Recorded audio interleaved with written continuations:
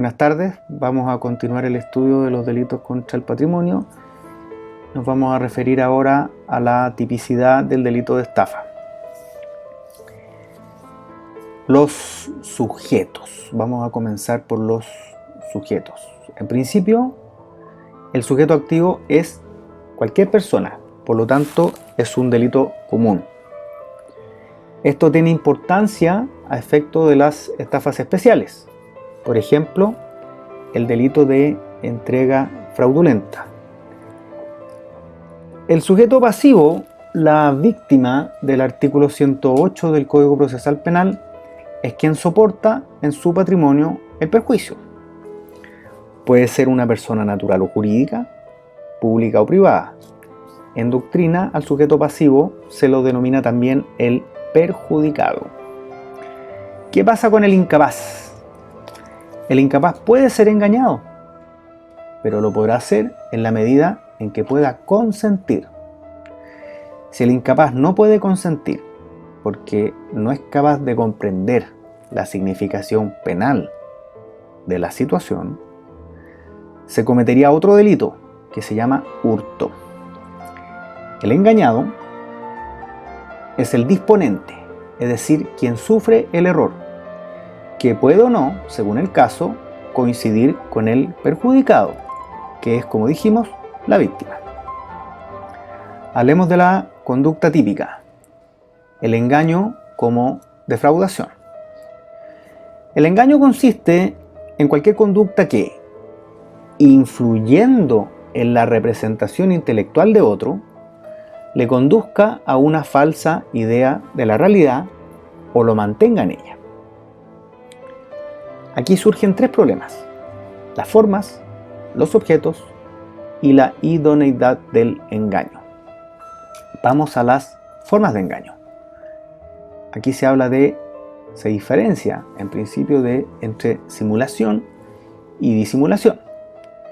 ¿Qué es simular? Simular es hacer aparecer como real algo que no lo es. ¿Qué es disimular? Consiste en hacer aparecer como inexistente un hecho real.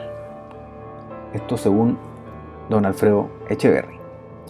Otros, por ejemplo, el profesor Jean-Pierre Matus, otros dicen que no son lo mismo y señalan que son tres las formas de engaño: el engaño expreso, el engaño a través de actos concluyentes, el engaño omisivo. ¿Qué es el engaño expreso? Consiste en aparentar un hecho con respaldo de una afirmación expresa, naturalmente falsa. ¿Qué son los actos concluyentes? Consisten en aparentar un hecho con respaldo de conductas que induzcan a un error, que incluso pueden ser verdaderas. ¿Qué es el engaño omisivo? Aquí debe existir obligación de decir la verdad y posición de garante sobre el patrimonio ajeno. Esto es sumamente discutido por varias razones. Primero, porque la doctrina mayoritaria sostiene que en materia negocial entre particulares jamás existe la obligación de decir la verdad. Nosotros no estamos de acuerdo con esto. Pensamos que en algunos casos los particulares sí tienen la obligación de decir la verdad. Por ejemplo,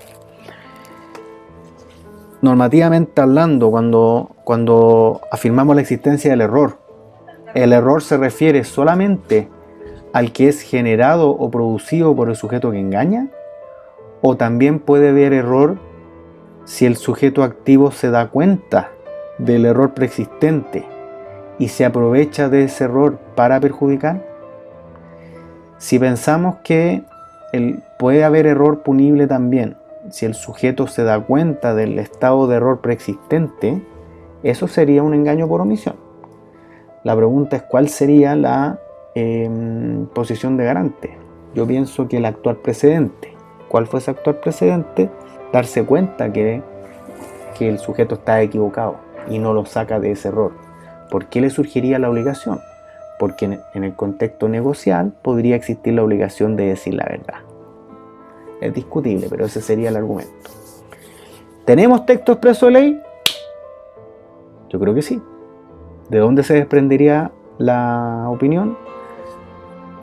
La fundamentación del artículo 160 de la Ley General de Bancos. Es una omisión propia, que contiene un delito que se refiere a la omisión de antecedentes para obtener un crédito. Artículo 160. El que obtuviere créditos de instituciones de crédito públicas o privadas, suministrando o proporcionando datos falsos o maliciosamente incompletos acerca de su identidad, actividades o estados de situación o patrimonio, ocasionando perjuicios a la institución, sufrirá la pena de presidio menor en su grado medio a máximo. ¿Cuál es el objeto del engaño? Según la mayoría, debe referirse a hechos pasados o presentes. No podría referirse a hechos del futuro, porque no sería simulación, sino una creencia en una posibilidad. Esto lo dice el profesor Alfredo Echeverry. La mayoría dice que tampoco puede referirse a juicios de valor, porque se referiría a una apreciación meramente axiológica. Nosotros pensamos que sí es punible el engaño referido a juicios de valor. No siempre, porque el mero juicio de valor no es punible. Estamos hablando de imputación objetiva, hay que evaluar la exposición a riesgos del patrimonio. Entonces sería algo más allá que el mero juicio de valor. Y el mero juicio de valor en algunos casos sí sería punible si es que se pone el perjuicio al patrimonio, como vamos a ver. Hay texto expreso de ley para afirmar, o de dónde desprender la interpretación para afirmar que es punible el juicio de valor en la estafa como objeto de engaño. ¿Sí? ¿Dónde? En el artículo 470, número 9, que se refiere a la falta de seriedad de una promesa. Dice la norma: las penas privativas de libertad del artículo 467 se aplicarán también al que, con ánimo de defraudar, con o sin representación de persona natural o jurídica dedicada al rubro inmobiliario o de la construcción, suscribiere o hiciere suscribir contrato de promesa de compraventa de inmueble dedicado a la vivienda, local comercial u oficina, sin cumplir con las exigencias establecidas por el artículo 138 bis de la Ley General de Urbanismo y Construcciones, siempre que se produzca un perjuicio patrimonial para el promitente comprador. Los meros juicios de valor no son típicos, no son punibles. ¿Cuándo lo serán? Lo serán en la medida en que sean contrastables, es decir, confrontables, o sea, que puedan ser objeto de un juicio de verdad o de falsedad. Lo mismo sucede con los hechos del futuro.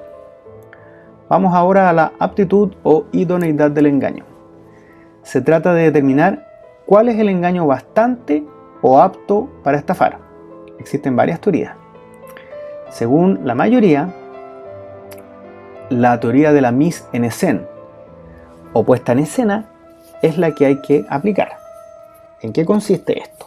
La premisa es que aquí rige el principio civilista que sostiene que la ley no protege al negligente.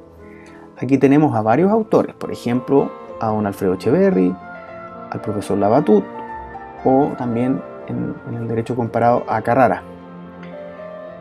Es decir, los medios empleados deben ser suficientes para engañar al hombre que pone en sus negocios al menos una mediana diligencia. O sea, la ley no protegería a los necios ni a los sumamente descuidados. La discusión se centra solamente en el aspecto objetivo, es decir, en el despliegue del autor sin considerar las circunstancias propias del engañado, en concreto, si es o no punible la simple mentira. Esta es la teoría que sigue la mayoría de la doctrina en Chile, y según la doctrina, esta solución es cuantitativa, es decir, depende solo de su valor intrínseco o de si es acompañada de apariencias externas aprovechadas por el autor. Según otros, donde está tu servidor también, la solución es causal. o sea, habrá engaño si es bastante para inducir error en el otro en el caso concreto. ¿Por qué? Recordemos la naturaleza jurídica de este delito, un delito de daño, de lesión, igual que el homicidio, igual que las lesiones. Por lo tanto, ¿por qué no, si su naturaleza jurídica es esta, por qué no podemos aplicar los criterios normativos de imputación objetiva del resultado? Es decir, según nosotros, el criterio no es meramente objetivo, sino que es mixto, objetivo-subjetivo. Por esto mismo, tiene que rechazarse la teoría de la puesta en escena por varias razones. Vamos a resumirla en dos. Unos argumentos bastante sólidos del profesor Jean-Pierre Matus. Primer argumento. Ni siquiera en el derecho civil se admite una indefensión tan grosera al contratante de buena fe.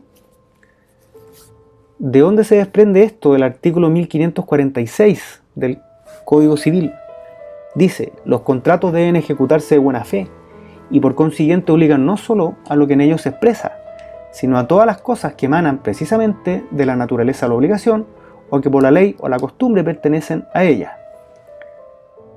Entonces, primer argumento, ni siquiera en el derecho civil se admite una indefensión de este calibre al contratante de buena fe.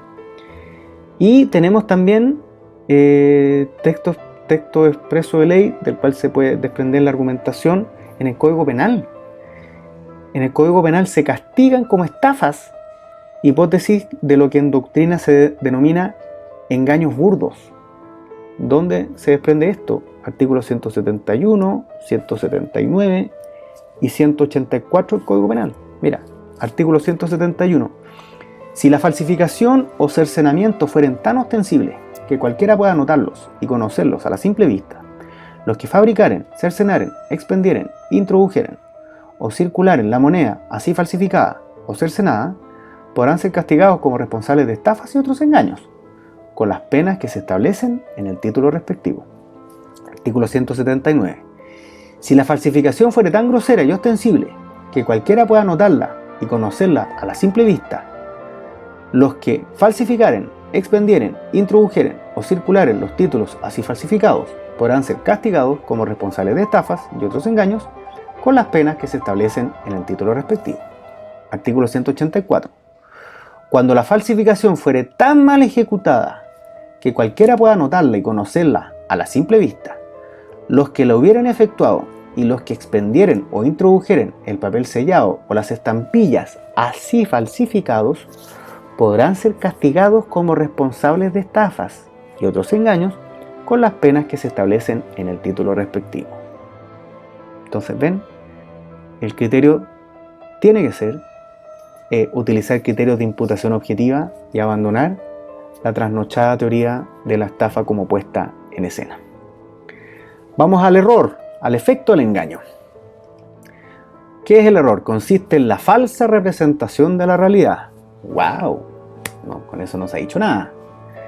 Vamos a los problemas.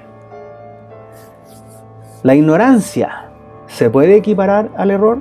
Se podrá en la medida en que se pueda defender la configuración de una posición de garante en el patrimonio ajeno. Aquí empiezan los problemas normativos.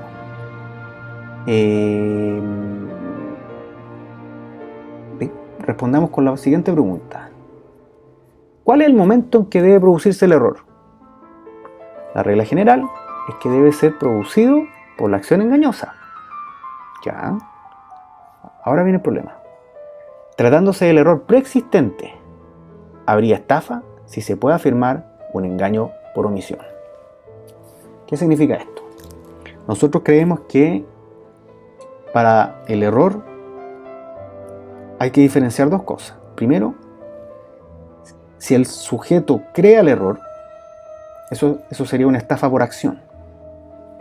Pero si el sujeto utiliza, se vale de un error preexistente, del cual se aprovecha para perjudicar a la víctima en su propio beneficio o en el de un tercero, ahí habrían estafa por omisión. ¿Es posible? Yo creo que sí. ¿Cuál sería la posición de garante? La injerencia, el actuar precedente. Al darse cuenta del error, debería informarlo. El no informarlo sería un riesgo intolerable para el patrimonio. Y ahí estaría el fundamento de la punibilidad del engaño por omisión.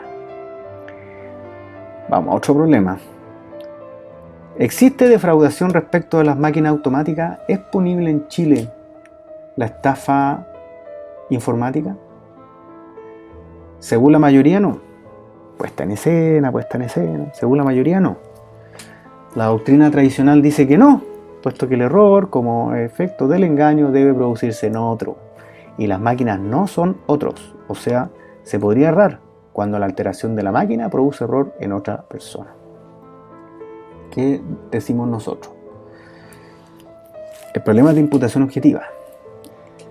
El engaño típico es el engaño suficiente, el engaño bastante para producir un error. El error es un elemento psicológico que no debería entenderse como elemento autónomo, es parte del engaño. Piensa en la siguiente pregunta. ¿Puedes decir te engañé, pero no me creíste? No me creíste, pero yo te engañé. No, pues. Para que haya engaño, el sujeto se debe equivocar. Es consustancial al concepto de engaño que el sujeto se equivoque, que haya error. Vamos por partes, dijo Jack. El error es un concepto normativo que sirve para definir los límites del engaño típico. El engaño punible va a ser el que es bastante para generar el error. A propósito de las máquinas, no estoy diciendo que las máquinas se equivocan. Sé que soy tonto, pero no tanto. Entonces, detrás de la máquina hay un ser humano, el encargado de la seguridad del sistema o el titular del patrimonio que se va a afectar. Y esos son los sujetos que se equivocan. Y si lo quieres llevar a un plano interpretativo, vámonos a la historia de la ley. La estafa en Chile es una copia del sistema español de 1848, el cual a su vez es una copia del sistema francés de 1810. Ergo, el sistema chileno ejemplificador de la estafa es el sistema francés. Vámonos a la delincuencia informática. La ley chilena del mal llamado delito informático es la 19.223 de 1993, la cual es una copia, feliz del Edén, de la ley francesa de 1988, una ley que se llama Godfrey. Perdónenme los que hablan francés. Por lo tanto, no hay que ser experto en griego antiguo para afirmar lo siguiente. El sistema chileno de la estafa es el francés. El sistema chileno de delincuencia informática es el francés. ¿Qué me importa Francia? Me importa harto. Porque si tú te vas a Francia, si tú consultas los libros sobre el tema en Francia, esta doctrina dice lo siguiente. No es necesario tipificar un delito especial de estafa informática, puesto que es punible en la estafa clásica o tradicional. En la ley francesa de delincuencia informática no está tipificada la estafa informática, y nadie duda que el delito de estafa clásico o tradicional es punible, o sea, que la estafa informática es punible a través de la figura del delito de estafa clásico o tradicional. Lo dejo planteado, no estoy evangelizando, soy doctrina archiminoritaria, pero no me termino de convencer de que el argumento es razonable. En resumen, si vamos a copiar un sistema, copiémoslo bien. Vamos al resto de elementos. Resultado de la estafa, la disposición patrimonial, la disposición patrimonial y el perjuicio. El resultado es el perjuicio. ¿Qué podemos decir de la disposición patrimonial? es el acto de voluntad a través del cual el engañado provoca activa o pasivamente una disminución en el patrimonio de la víctima. Ojo, cuando tú ves, tu profesor te habrá dicho que es un acto de disposición, la voz acto no se entiende como negocio jurídico en el sentido del derecho civil. Olvídate de esa discusión que los civilistas se pegan cabezazos, les encantan. No. Se entiende como un hecho material que produce el perjuicio. Por eso no es relevante analizar la capacidad o el poder de actuación del engañado. Por lo mismo, se puede realizar este acto de disposición tanto activa como pasivamente. Vamos al perjuicio. Consiste en un detrimento efectivo del patrimonio. Esto genera varios problemas. Pregunta: ¿es posible la compensación? La mayoría dice que sí, en la medida en que consiste en una ganancia patrimonial equivalente o superior. Obviamente no puede ser inferior. ¿Comprende el perjuicio el valor de los derechos respecto a las cosas? Es discutido. Siguiendo al profesor Jean-Pierre Matus, creemos que sí, porque es perjuicio también el aumento de pasivo y no solamente la disminución del activo. Según la mayoría, y no entiendo la justificación político-criminal menos dogmática, ¿cómo va a ser perjuicio solamente la disminución de activo? Vaya a decirle a un empresario que el aumento pasivo no es perjuicio. Va a ir a pedir un crédito, va a tener que llenar el estado de situación patrimonial y el banco se lo va a tirar por la cara. Le dejo planteada solamente la pregunta. Contenido del patrimonio. Se compone de todos aquellos bienes que se encuentran bajo el poder de disposición económica de una persona, siempre y cuando tal poder no se encuentre expresa y jurídicamente desaprobado. El problema radica en establecer qué se entiende por patrimonio. La mayoría, ya lo dijimos, defiende un concepto mixto. Por ejemplo, no forma parte del patrimonio el botín del ladrón, pero sí el derecho de llaves del derecho mercantil. Dijimos que es punible la estafa con causa ilícita, por ejemplo, artículo 469 número 5 y 470 número 7. Que dice el 469, se impondrá respectivamente el máximo de las penas señaladas en el artículo 467 a los que cometieren defraudación con pretexto de supuesta remuneración de empleados públicos sin perjuicio de la acción de calumnia que a estos corresponda. Que dice el 470 número 7.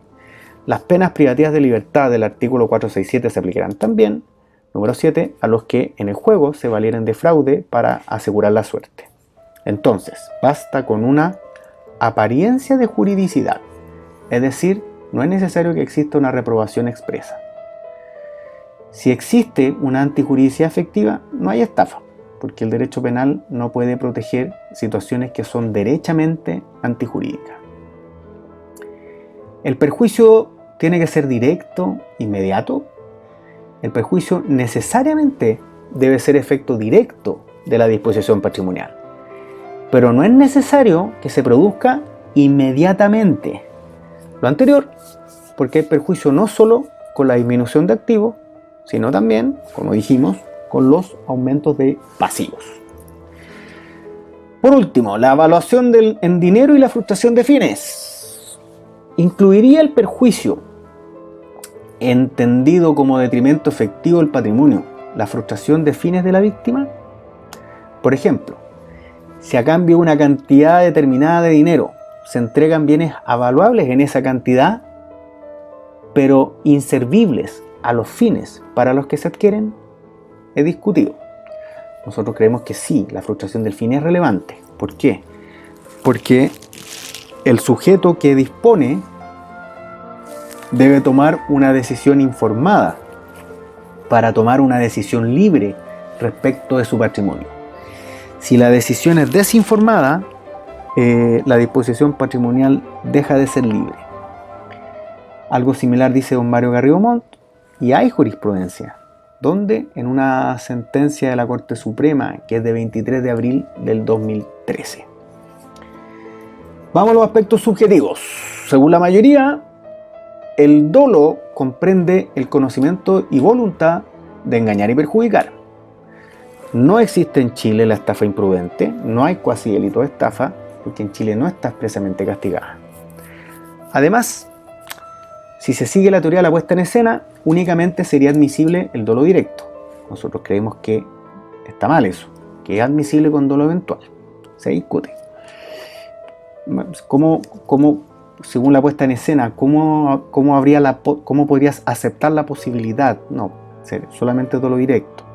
Nosotros creemos que sí. ¿Por qué? Porque recordemos que para medir la entidad o suficiencia del engaño, lo hacemos con criterios de imputación objetiva del resultado, igual que el homicidio, igual que las lesiones.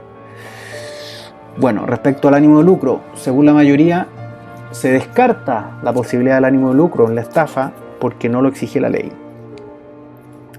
Nosotros creemos que sí se exigiría, aunque no lo exija la ley, porque es un delito que exige enriquecimiento. No es necesario que el sujeto se enriquezca, pero sí que busque enriquecerse.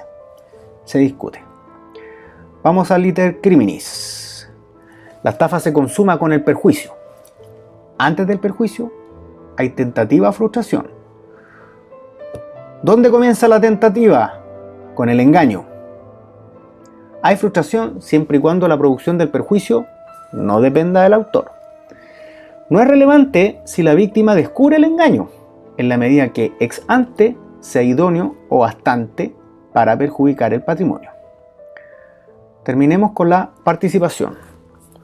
Solo pueden participar de manera punible, a partir del engaño, quienes colaboran con el engaño, con pleno conocimiento de su existencia.